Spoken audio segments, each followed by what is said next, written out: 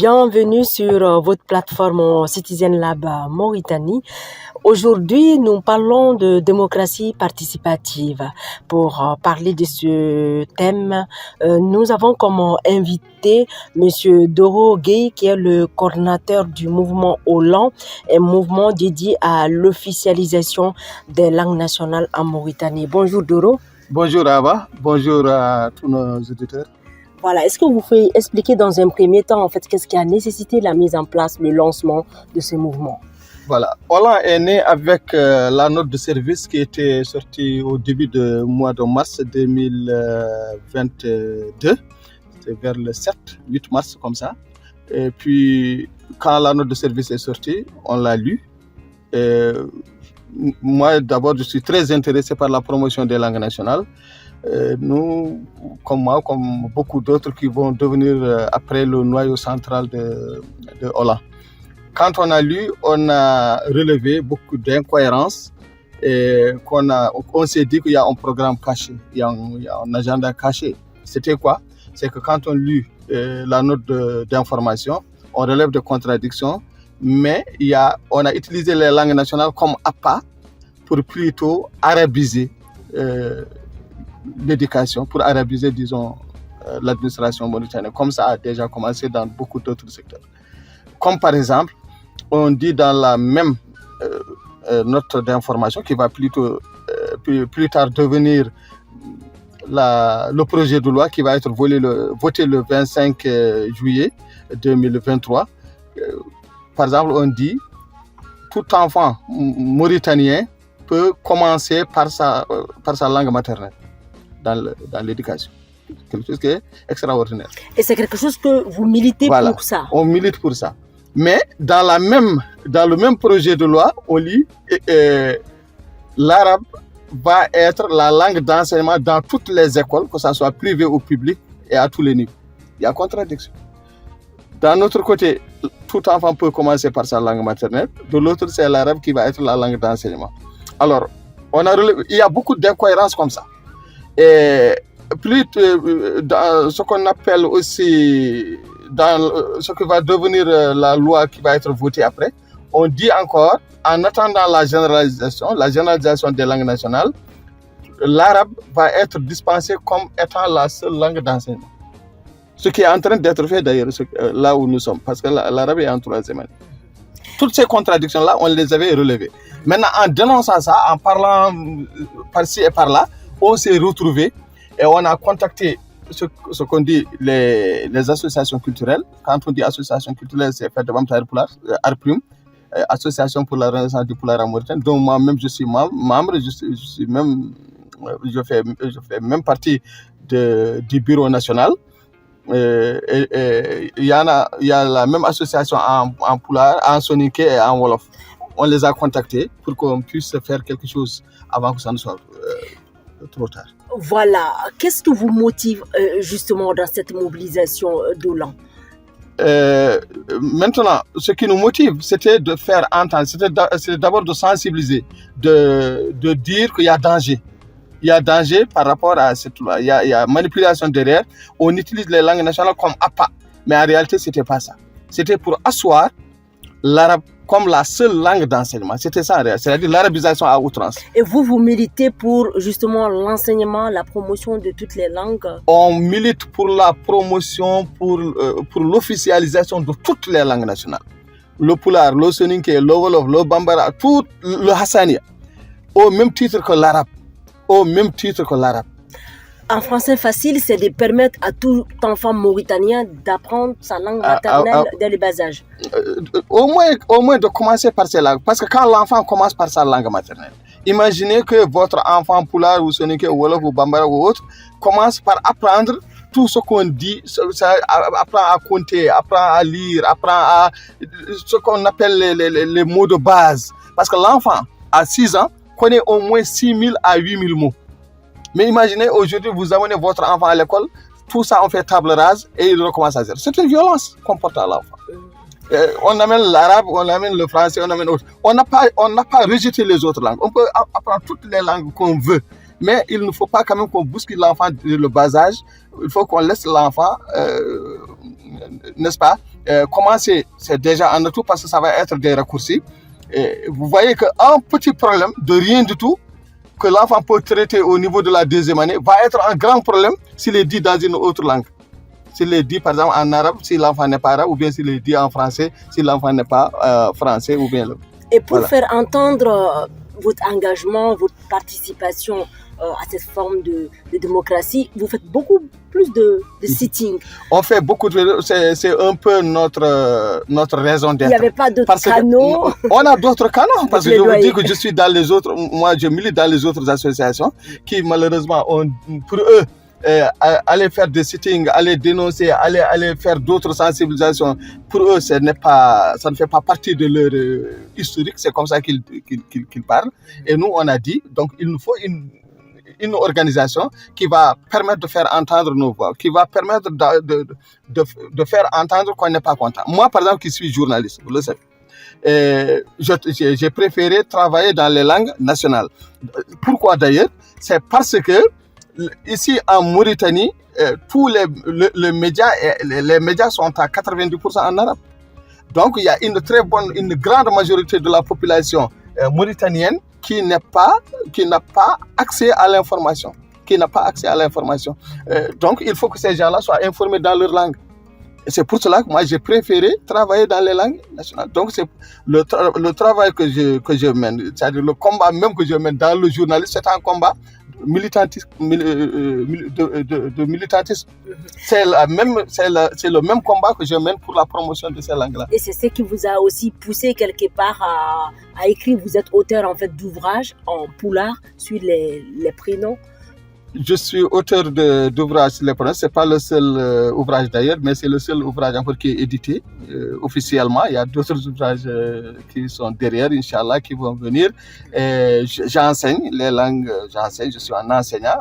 D'abord, je suis scientifique, mais quand même, j'enseigne dans les langues. Est-ce que c'est fou?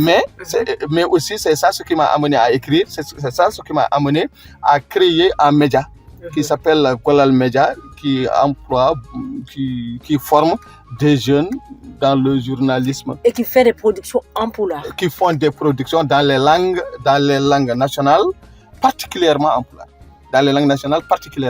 Est-ce que les sittings que vous organisez devant l'Assemblée nationale apportent en fait des fruits, portent des échos? Bien sûr. Si vous voyez aujourd'hui que on commence à dire bon, attention, ce qu'on fait là, il faut. On a créé IPOLAN. IPOLAN, c'est l'Institut pour la promotion des langues nationales en Mauritanie. On a fait beaucoup de bruit là derrière. Nous, on a dit qu'on va continuer à parler, on va continuer à dialoguer, parce que le combat qu'on porte, les manifestations que nous menons, ce sont des manifestations pacifiques. On ne lance pas de pierre, on n'insulte personne. On n'est pas encore une fois contre l'arabe. On n'est pas, au contraire. L'arabe, comme toutes les autres langues, sont des langues nationales. L'arabe est une langue nationale qui est une langue maternelle de certains Mauritaniens. Il n'est pas de tous les Mauritaniens, ça c'est important. Donc comment officialiser l'une des langues nationales et laisser toutes les autres langues nationales? Donc il y a injustice quelque part ici. Par exemple, aujourd'hui, si le président de la République sort, on privilégie faire des reportages uniquement en arabe. Et les autres composantes de la Mauritanie, où sont-ils? Qu'est-ce qu'ils vont apprendre? Comment ça va se passer? L'idée, c'est de pouvoir communiquer aux Mauritaniens dans leur langue nationale. Dans leur langue. Nous, les Africains, on ne peut pas se développer avec les autres langues. On ne peut se développer qu'avec notre propre culture, qu'avec nos langues. Moi, tout récemment, j'ai fait un voyage dans beaucoup de pays européens. Ce que j'ai appris, je suis plus rassuré dans mon combat pour la promotion de nos langues nationales. Parce que dans tous les pays que j'ai vus, qu'on appelle les pays développés, que ce soit la France, la Belgique, que ce soit l'Allemagne, que ce soit l'Espagne, que ce soit l'Italie, tous ces pays-là travaillent avec leur langue. Et moi, on veut que je me développe avec les autres langues. Et on veut que je me développe avec l'arabe. Moi, je ne suis pas arabe. Je suis mauritanien, mais je ne suis pas arabe. Le mouvement Hollande n'est pas reconnu pour le moment officiellement. Est-ce qu'il y a des difficultés que vous rencontriez dans ce Bon, on n'a même pas, si c'est chercher à avoir un récépissé pour dire qu'on est reconnu, on ne l'a même pas cherché. Mais si c'est être reconnu, je crois qu'il n'y a pas photo aujourd'hui. Tout le monde parle de Hollande, que ce soit ici au niveau national, que ce soit sur le plan international. Il n'y a pas quelqu'un qui ne connaît pas Hollande. C'est parce qu'on ne fait pas que crier. Nous ne faisons pas que crier. C'est vrai. Ce qui caractérise Hollande, d'ailleurs qui différencie Hollande des autres organisations, c'est que nous sommes une organisation de la rue. On fait sortir le combat. Mais en même temps, nous faisons des conférences. Nous allons dans les chaînes de télévision, dans les chaînes de radio. Nous écrivons des livres. Nous faisons des productions scientifiques. On montre aux gens qu'on peut produire, qu'on peut faire quelque chose avec nos langues nationales. D'ailleurs, vous le savez, moi je suis un scientifique, je suis un professeur de mathématiques. Je peux aujourd'hui prouver je peux enseigner en pulaar. Comme par exemple mon collègue Mohamed Falirsi qui a fait de production, qui a écrit des livres en pulaar, qui est un docteur en mathématiques, qui est un consultant aujourd'hui international en mathématiques. Mais on montre aux gens que nos langues africaines doivent être nos sources, doivent être nos appuis de développement. On ne peut pas se développer avec d'autres cultures, avec d'autres... on n'est pas fermé, mais on ne doit pas utiliser autre chose que ce que nous avons. Nous l'avons. On cherche des choses qu'on n'a pas, mais notre identité linguistique. Notre identité linguistique, notre identité culturelle. On peut se respecter dans la diversité sans pour autant cesser d'être un, cesser d'être unis. On peut être unis sans cesser d'être différents.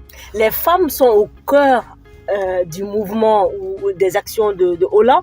La grande sortie de Salimata Sy à l'Assemblée, de Salimata Ba plutôt à l'Assemblée nationale, vous avez l'impression que ça a secoué... La majorité, c'est des femmes. La majorité, ça a secoué les consciences, cette sortie. Ce qui fait la particularité d'ailleurs de Hollande, moi aujourd'hui, si je suis dans le fond des choses du combat, c'est de voir des jeunes filles, des jeunes femmes. La majorité, c'est-à-dire ceux qui font 90% de ceux qui font le noyau de Hollande sont des femmes et des filles. Et qui ont ce niveau, qui ont cette capacité, qui ont ce courage. Vous l'avez dit. Sont les Salimata Ba, sont les Suzy Boy, sont les Dieynaba Ndiom, sont les femmes à compter, pour ne citer que cela. Et d'autres, qui montrent du courage, avec un niveau intellectuel qui n'est pas évident aujourd'hui de voir des femmes instruites, mais qui portent le combat des langues nationales. Nous, on se croyait que pour être un grand intellectuel, pour pouvoir se développer, il faut parler en français, il faut parler en arabe, il faut être autre chose. Mais on doit montrer qu'on doit se faire, on peut évoluer dans nos langues en se faisant respecter. Et pour cela, le dernier message que vous souhaitez peut-être livrer aux jeunes Mauritaniens et aux Sudeurs, quel serait ce message? C'est un combat pour l'identité. C'est un combat pour l'identité linguistique, pour l'identité culturelle. C'est pas un combat politique. Moi, quand je dis politique, on peut l'appeler comme on veut. Politique, d'accord. Politique parce que c'est devenu quelque chose qui se règle politiquement.